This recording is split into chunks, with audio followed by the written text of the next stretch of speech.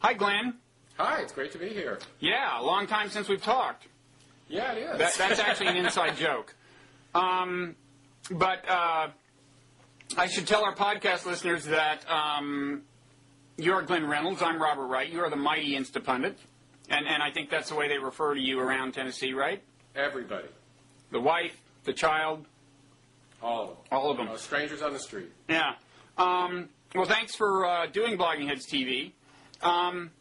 You know, I referred to you on the website as a mystery guest and as a conservative blogger. Did you want to quickly claim that that's an outrageous accusation?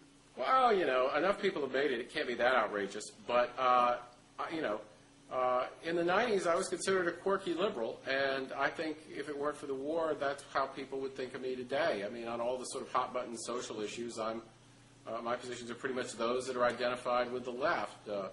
You know, I'm pro-choice and pro-stem cell research and pro-gay marriage and yada, yada, yada. It's really just the war, and I think together with the war, just the fact that I don't actually think George Bush is Hitler, that makes people think of me as conservative. And I find that a bit bemusing, and it's funny because, you know, my colleagues and people who've known me for a long time find it sort of odd too. But there just seems this tendency to sort of want to pigeonhole people. I think it's all the fault of that James J. Kilpatrick, Shana Alexander thing on Crossfire way back when. That it was Point Counterpoint that started all that. That makes people want to on 60 Minutes. Yeah, and I think that's too bad. But I'm used to it. Call me what you want. Well, we try to transcend that on Blogging Heads TV. And actually engage in less polarizing discourse, and we're hoping to do that today. And I should say, by way of explaining this reference to an inside joke, that of course we actually just spent a little time trying to do it before discovering that we had a little technical problem. So this is kind of round 2 today. Well, looks like it's working now. You think you got audio? I think so. That makes for a much better show, we found. Well, maybe yes, maybe no, you know. Well, let's, you know. We're both damn good-looking men, so maybe people would like to watch this with the sound turned off anyway. I think you're getting me mixed up with Mickey. Yeah, well, on the ideology, I guess, you know, I know from this the unsuccessfully recorded version that you have a lot more skepticism of multilateralism on the international front than I do. So that's one thing that I would call, to some extent, a left-right distinction. But and then maybe, you know, to the extent that your libertarianism extends beyond the moral realm into the economic realm, maybe you're skeptical of some regulation I favor. But it is interesting. I think you're absolutely right. We live in polarized times, and people are using foreign policy much more than before as a way of defining people ideologically. And I don't know, before we go further, do you agree with me that blogs, and it's kind of conventional wisdom, that blogs have been polarizing? Yeah, and you know, I'm sorry about that because I kind of hoped it wouldn't be that way. And I think in the early days of blogs, actually, it really wasn't so much that way. I mean, I remember, and it's sort of hard to imagine now, me and Dave Kopel, in the Atrios comment section, having a very lengthy, mutually respectful, and useful discussion of the assault weapons ban and the gun show loophole and various political issues like that. And it was a very nice conversation, and I can't even imagine something like that happening now. Yeah, it's interesting. There were various linkages that used to happen, just like even Mickey and Josh Marshall in the early days did a lot of linking to each other, and you see less of that now. And Mickey, of course, is not far right, but you know, I think part of it, at least among sort of bloggers, especially bigger bloggers, is I hate to admit it, but I do tend to read blogs less where they actively call me names. You know, I don't want people to disagree with me, but when people sort of start, you know, making fun of you and photoshopping your picture and, you know, calling you Dr. Mingley or something, though that actually came from a blog on the right, I think that, you know, you're just not as likely to go back there, and it does sort of break down the conversation. But even if they're not talking about you personally, and with me that's pretty much always the case, what I find is that because they assume they're talking to people who more or less agree with them. They characterize alternative views in a way that you find really annoying if you hold those alternative views. You know, there's just this preaching to the choir voice that sounds great to the choir and really is grating if you're not in the choir. And it's almost it's such a natural dynamic that I find it, you know, it just seems like this was almost an inevitable effect of print blogs, at least. It's interesting. One thing we found is that when you, and I mean this is an experiment in that kind of, because I'm whatever you call yourself, I'm on balance to the left of you. Is that when you get two people together who might have been snarky about each other in print, and you put them on the phone and they're talking to each other, it's just harder for them to be snarky. It's you know these natural psychological mechanisms kick in that make you want to be a little more civil. So I'm thinking maybe Blogging Heads TV could possibly save the nation. I don't know. Do you? I think that the fate of the nation may well rest on your shoulders, so don't get nervous. It may actually be this very dialogue, so you may be under some pressure too. So you want to talk about Iraq? Yeah, sure. This will be a good test of whether we can transcend polarization. You supported the war pretty vociferously, and now everyone who supported the war is saying something in a reflective vein, whether they're blaming the incompetence of the administration or whatever. What's your take? Well, you know, my take on it is it's a somewhat milder version of what you might find from Bill Quick, who used to be pro-war and is now quite disenchanted with President Bush. He's over at dailypundit.com, which is to say, a lot of the critiques of the war emphasize the costs, and to me, the costs aren't so much the issue. We've had, you know, in pushing toward 3,000 casualties in Iraq. That's less than a lot of people thought we'd have in the initial push to Baghdad 3.5 years ago. There's sectarian violence in Iraq. That's quite bad. We spent a lot of money. But if we'd done all these things and we had done what I thought we were setting out to do when we invaded Iraq, which was to put a lot of pressure and produce a lot of change in Iran and Syria and in Saudi Arabia, then I would think all those costs would be worth it. What's kind of odd to me is that we actually had some progress in that. At least it's my understanding that right after we got into Iraq, the Iranians started making nice and talking about doing things that looked pretty good. The administration pretty much blew them off. Now, maybe that's because deals with the Iranians are kind of an iffy prospect, but it seemed that they just weren't that interested in extracting these concessions that, to me, seemed like the main reason for invading a country that was sort of ideally suited to threaten Iran and Saudi Arabia and Syria. And in fact, my big critique of the Bush administration, and I had a post on this a while back, is in terms of momentum. I think it was Talleyrand who said you can do anything with bayonets except sit on them, and that's basically what we've been doing in Iraq for the past 3+ years. We haven't been exercising momentum. We have, in fact, been strangely passive while the Iranians have exported money and guns and, indeed, Revolutionary Guard members into Iraq to foment insurrection. We put a certain amount of pressure on the Saudis, and the Saudis have cleaned up their act a little bit, but it's nothing all that dramatic. And Syria, which is, of course, just an Iranian client state pretty much, also has been given a surprisingly free hand, which makes me wonder what exactly we're doing. Yeah, I mean, I guess the question I would ask is, would forward momentum have solved the problem that we face right now? And the problem we face, as I see it, is that, first of all, no small number of Iraqis resented our presence or found it didn't work in their interest. They started fighting against us, and then some of them, of course, fomented sectarian strife to further unsettle us. But I just, you know, and that seems to me to some extent, although of course there was a lot of incompetence, to some extent have been a tension that was intrinsic in occupation in this context.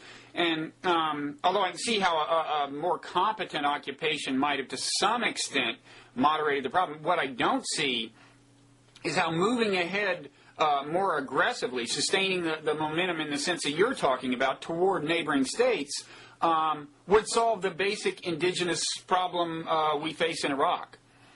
I don't know that it would have. it's possible that it would have, because in fact momentum has a pretty major psychological effect too, and we saw that in fact, when Baghdad fell and we quickly got concessions out of Gaddafi, who had been a problem for decades, and the Iranians were looking like they were making nice. It was when it looked like we were bogged down in Iraq and would eventually be trying to extricate ourselves that changed. But the fact is, even if we had all these problems in Iraq, but we had successfully overthrown the mullahs, or at least forced the abandonment of their nuclear initiatives and their sponsorship of terrorism in Lebanon and elsewhere around the world, and gotten the Saudis to really throttle down on payments to radical madrasas around the world and such, then maybe it would be worth those costs. The problem is we've incurred the costs. What we haven't seen is the benefits that, at least I thought, were sort of part of the whole neoconservative plan all along. And it doesn't seem as if the Bush administration really has tried very hard to accomplish those goals. It's almost as if once we got into Iraq, they sort of ran out of ideas, which I find, frankly, mystifying. Well, I certainly think you've accurately characterized one of the neoconservative goals. In terms of, on the cost-benefit spectrum, I think part of the difference between us is I attribute a much higher cost to the situation we're in, where we're actually exacerbating the grassroots hatred, generating all this excellent video propaganda for terrorist recruiters, generating actual terrorists who, when all of this settles down, if it ever does, half of them will go somewhere else to cause trouble if they need to. And in general, my catchphrase is the growing lethality of hatred. My view is that for technological reasons, we're moving into an age where more and more the threat to our national security comes less from nation states. And in fact, I think the problem of war among economically developed nation states, which was a great problem through history for global stability, I think that's more and more manageable given the amount of kind of economic entanglement there is. But I think at the same time, the threat that's arising is the fact that more and more technologies help translate grassroots hatred into the organized use of lethal force. And so that's kind of my hobby horse. Maybe I'm putting too much emphasis on it, but you can see how I would put a much higher, attach a much higher cost to America's national security to what is the current situation on the ground in Iraq. And it's, broadly speaking, the kind of thing I worried about, and the reason I oppose the war, although I've got to say I did not imagine it becoming this bad. Well, two things on that. On the one hand, I think that the role of sort of grassroots hatred and fomenting terrorism is actually overstated. That is, we saw a lot of terrorism, a lot of allegedly grassroots revolutionary movements and such during the Cold War. But when the Soviet Union imploded and quit sending them money and guns and advisors, the vast majority of those grassroots movements turned out to be a lethal variety of astroturf, and they kind of evaporated.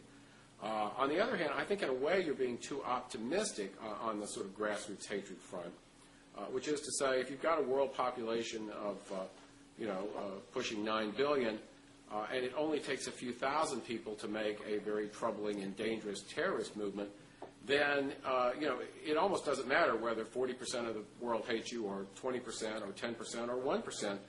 There are still enough people, and technology is powerful enough to let them be a real threat. It's sort of the dark side of the whole Army of David's approach. And there's a solution to that, but unfortunately I don't think the solution is to make everybody like us, because I think as long as less than everybody likes us, there's still a dangerous number of people out there. Well, I'd say two things. I mean, as for the Soviet era, I would say already the situation, the technological situation is very different from what it was at the end of the Cold War. I mean, just, with the Internet and everything, I think terrorists are much more, kind of intrinsically empowered. But as for this idea that, well, it's only going to take a few of them to nuke New York anyway, what can you do? I mean, the way I would characterize that is I'm saying that, in some sense, you can think of some very, very small percentage of the total number of people who hate us a bunch, will actually become a significant threat. And so the fewer the number of people who hate us, the fewer the number of people who oppose this significant threat.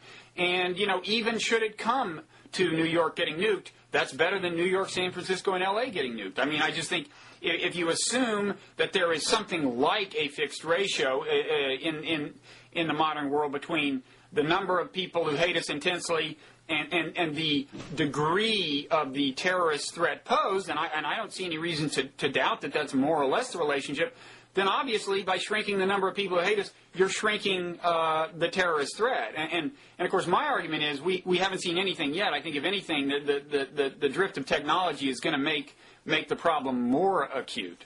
But, I mean, we're not going to settle that here. I mean, I think we've identified the underlying assumptions that drive a lot of our disagreement over things like Iraq. Yeah, I think that's right. I mean, I'd be sort of interested in seeing the math on this, and unfortunately, I think it's math that nobody actually knows. It's in my head. But no, you're right. I mean, it's highly theoretical, and you're absolutely right. Nobody knows. Empirically, it's very hard to do. So, does your silence mean that I've persuaded you? I think it means that I thought it was time for us to move to talk about Darfur now, and I was waiting for the segue. I feared as much.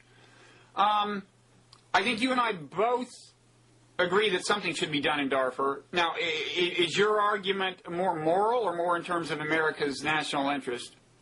Both, I think. We've got two problems. Problem number one is that after World War II, we supposedly said never again, and in fact set up the UN, with one of its two missions that were supposed to be paramount, was the prevention of another genocide. Now, we've done pretty badly on that. We've had Cambodia and Rwanda and a bunch of others where the UN has basically never been much help. We also have a convention against genocide, which is supposed to mean that we have a legal obligation to do things, which most countries have dealt with by making sure not to call anything genocide when they might have to do something about it. And then I think it is also in the U.S. interest to prevent this sort of thing.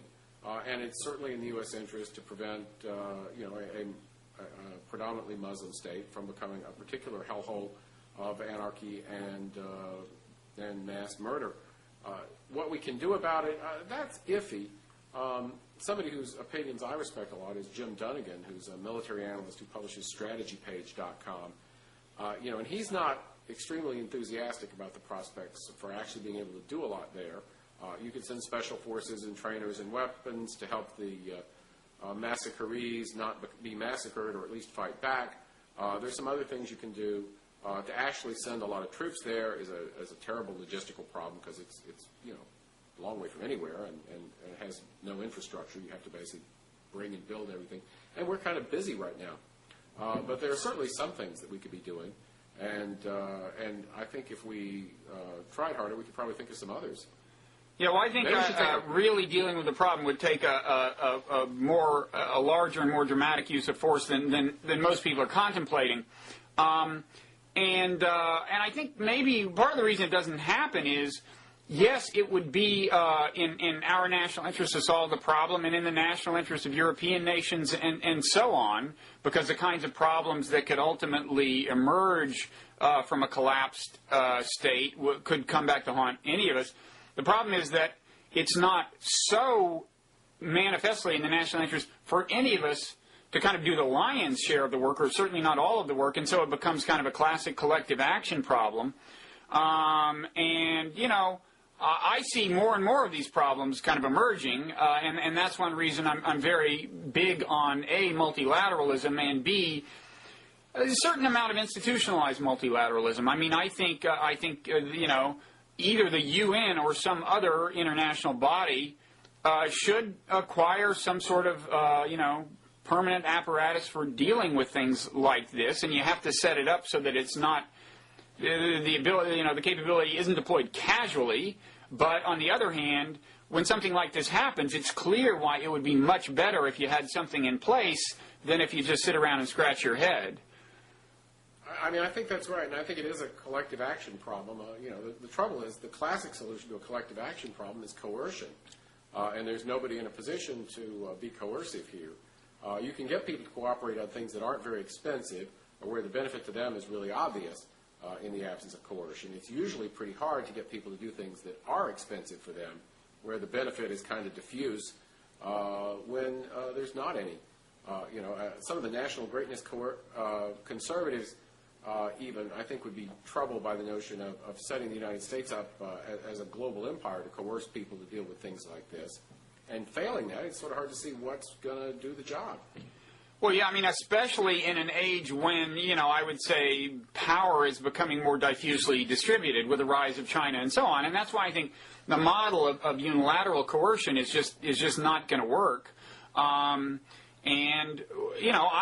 personally, I'm probably more optimistic than you are about, in the long run, humanity's ability to kind of build the kind of institutions that are needed. We've had, limited successes. The Montreal Protocol on the ozone treaty, and maybe that wasn't a real hard case, but it happened. And on the security front, we've had things like NATO, and the night is young. I mean, I think we're only now getting to a point where a lot of these things are truly imperative.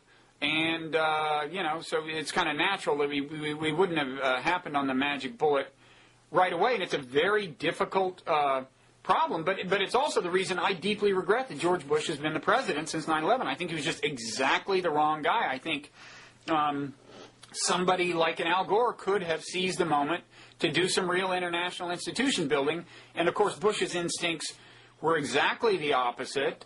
He's instinctively unilateralist. And just to make it explicit, if I haven't yet, my big gripe against unilateralism is one of what you might call economy. It's just the free rider problem. America should not pay to solve all the world's problems when they in fact afflict the whole world or a large part of it. America should not, even if you assume that Iraq could have worked, I would still not favor America going in and shouldering the lion's share of the burden as we did, because in fact the problem it was supposed to solve was one that afflicted a lot of countries and so on. Well, I think it's tough to be the world's sole superpower, and I guess I'm not a proper national greatness guy, because I actually think the U.S. had a great deal back when Britain was the world's hegemon, and we got to sort of draft in their wake and make a lot of money and let them deal with the crap around the world most of the time, while we stood on the sidelines and clucked about their immorality. And I have to say, I think the fairly deliberate effort on the part of a lot of U.S. leaders to bring down the British role in the world after World War II, it was pretty much a big mistake. But, it's tough. And it's tough when you talk about multilateralism. You have to realize you're dealing with an international system that is deeply, deeply corrupt. And I'm not just talking about the oil for food scandal. I'm talking about bribery and corruption at sort of every level. And also other forms of lawlessness, such as Putin's campaign of assassination against his critics. I mean, it's very hard to talk about a healthy multilateral situation under circumstances that are much closer to the state of nature. And I think that's a very hard thing to get around. What I would suggest, though, is that the upside is that you may not need nations to cooperate in some of this stuff, and we might want to think about ways of facilitating that. It's true that terrorists have capabilities that only nations once had, but so do good people, and we might want to think about ways to empower charities and private relief organizations to get involved. And when did Humphrey Bogart's character in Casablanca, who was running guns to Ethiopia in 1938, maybe there should be some private charities running guns into Darfur now. That would be frowned on at the moment, but instead they go there, they buy food, they hire local militias to guard them, and it's not all that different, really. It's just sort of more plausibly deniable. Was that from the movie African Queen? It was Casablanca, I think. Oh, okay, Casablanca. Well, I was thinking of African Queen because that's the one with the famous line, "Nature is what we were put on earth to rise above." And what I would say in response to your state, what did you characterize the current state of the world as? A state of nature. Yeah, a state of nature. I mean, at one point the whole world was a state of nature, literally, and then governance rose to the level of kind of the chiefdom, the state, the empire, and so on. So clearly people are capable of, solving non-zero-sum problems at ever higher levels. In fact, some of us have written books about this that we may link to, and we'll pause to plug your book, An Army of David, so that we don't feel too guilty about it, and we'll link to that too. But the drift of history is that social organization passes to higher and higher levels, and I'm not imagining a world government, but it seems to me the very same technological forces that drove governance to the levels it's gotten to already are proceeding And I think there's it's going to be trial and error, and I agree that a lot of existing institutions, international institutions, are not very effective and are somewhat corrupt. The UN Security Council is archaic, it's paralyzed by the veto and so on. So there's going to have to be a lot of serious revamping if it works. But, things like the World Trade Organization, I think, are actually somewhat impressive accomplishments. And I think... Until recently, anyway. Well, yeah, free trade's been on the defensive. But, I mean, the very fact that, 15 or 20 years ago it was called GATT and there was no enforcement mechanism whatsoever, now the WTO has an adjudication mechanism and a primitive enforcement mechanism that ensues upon the findings of the adjudication body. And more or less... It has been respected by nations, I would say, and that's, this is a delicate stage in the evolution of that body, but the fact that people are respecting its findings, I think, bodes well for the further evolution of it. And these informal things matter, I think, as these bodies evolve. Well, I certainly hope for success at it because, one of the problems you run into, people always like to pigeonhole you or to sort of exaggerate your views. My criticism of the international system as corrupt and ineffective doesn't mean I don't think there should be any international system. I just think that it's a mistake to have an international system that is corrupt and ineffective, and I regard it as deeply corrupt and deeply ineffective, and pretend that what we have is some sort of goo-goo good government system worldwide, because we clearly don't. Yeah. No, I absolutely agree, and I'm not for kind of what I might call gratuitous extensions of global governance. I mean, the International Criminal Court, for example, is something that, I'm pretty much okay with it, but I really don't consider it a priority. There are more urgent, and I don't want to see kind of world governance get a bad name, because or expend a whole lot of energy on things like that when there are more critical problems like arms proliferation and so on. But anyway... There's definitely some one-worlder in me. My only defense is that it's really not the kumbaya singing kind. It's just more the idea that the enlightened pursuit of national interests involves solving the free rider problem, and solving these problems of collective action. And since, as I think we agree, there's kind of no plausible coercive power now in the world to solve all the collective problems that need to be solved, I mean, it seems to me what we're left with is building international institutions, but... It's just me. It's hard. It's hard. Things are hard, and it's true that the state of nature gradually was replaced in at least part of the world. But it's also worth noting that was a long and usually rather bloody process, and it didn't happen simply through having some conferences and having people write some policy papers. And I'm afraid that's true here as well.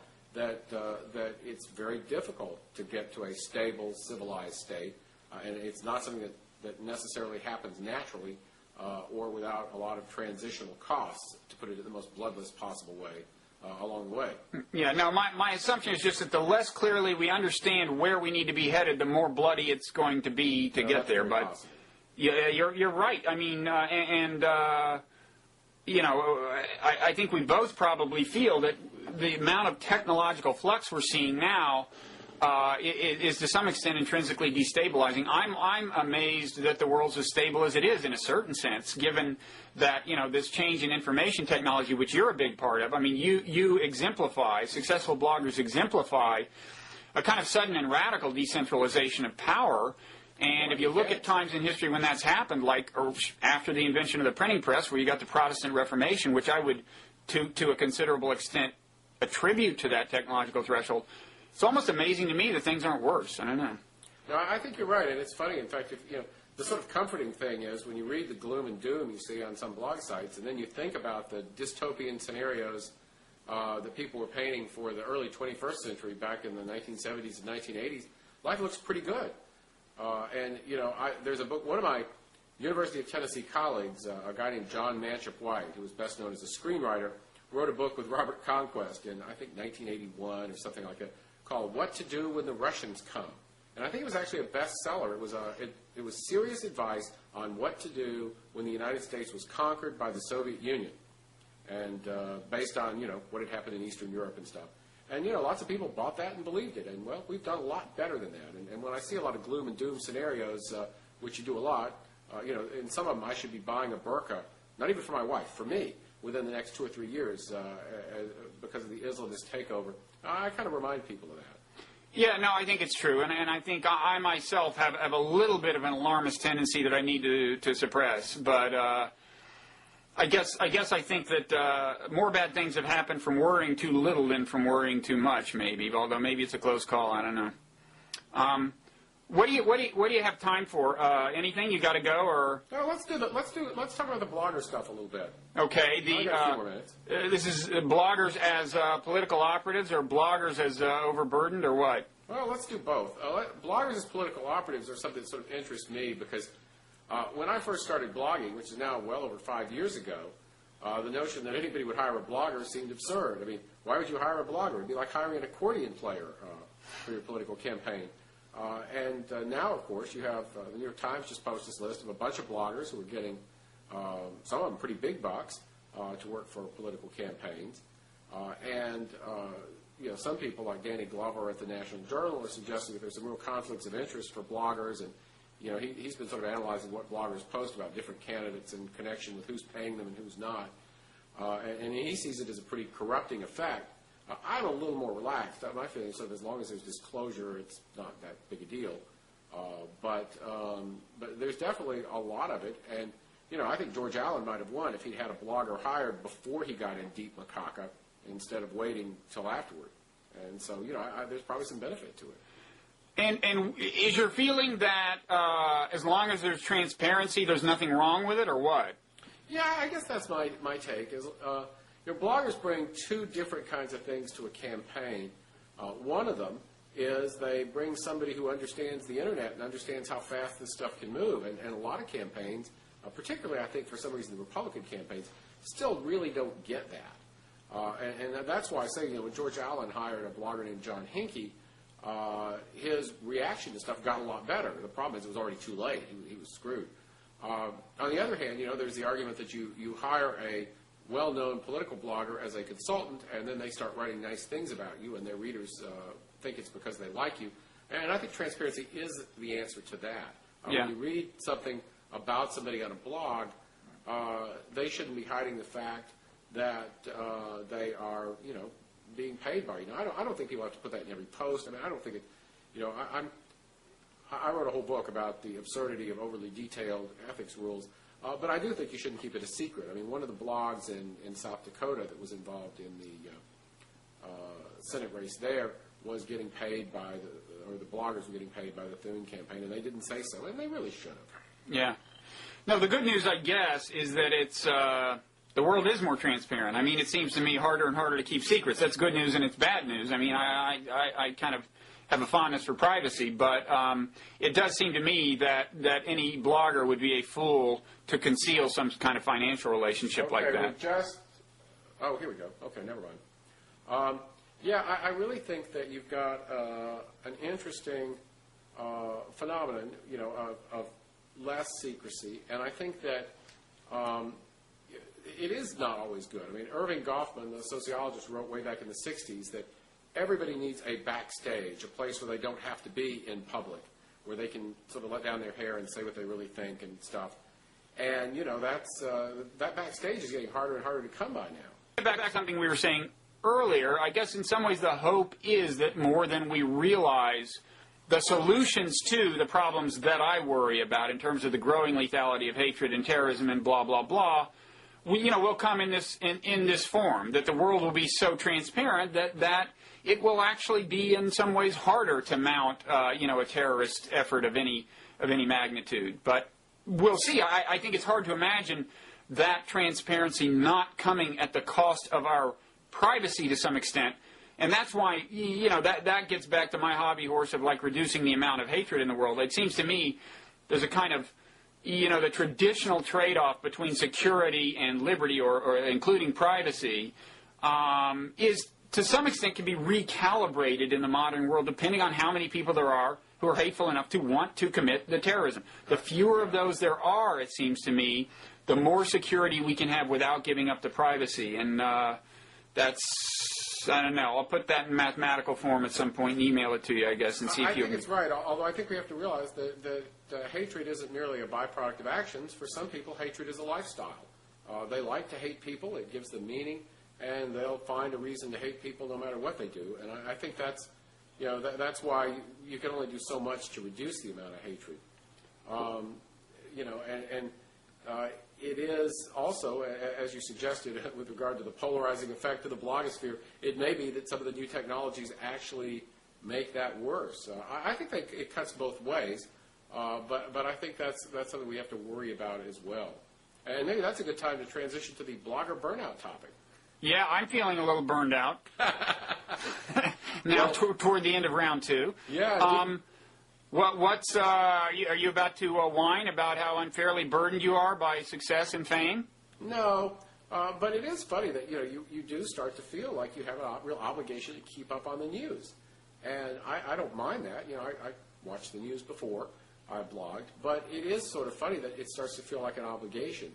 And I said way back in 2002, somebody interviewed me and said, "What would it take to get you to quit blogging?" And I said, "If I quit blogging, it'll be because I get tired of having to pay attention to the news all the time, because the news is fundamentally depressing." And, they do all those studies of people who watch the news a lot, and they find that the more time they spend paying attention to the news, the more depressed and anxious they are. But none of the people in those studies follow the news nearly as much as bloggers do.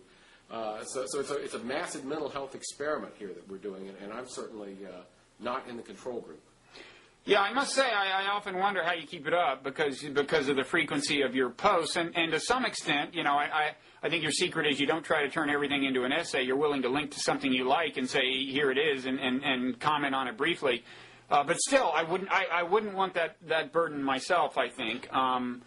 Even doing this, even Blogging Heads TV is forcing me to pay a little more attention to the world than is really probably good for my mental health. To some extent, I can rely on whoever I'm talking to, who almost always knows more about something than I do. It's a problem. Yeah, it's an interesting thing, and I'm certainly not complaining because I do this because I like it, and if I quit liking it, I'll quit. But I do have to sort of watch myself and sort of throttle back and explain to myself that you don't have an obligation to have opinions on stuff just because it's in the news or on Drudge.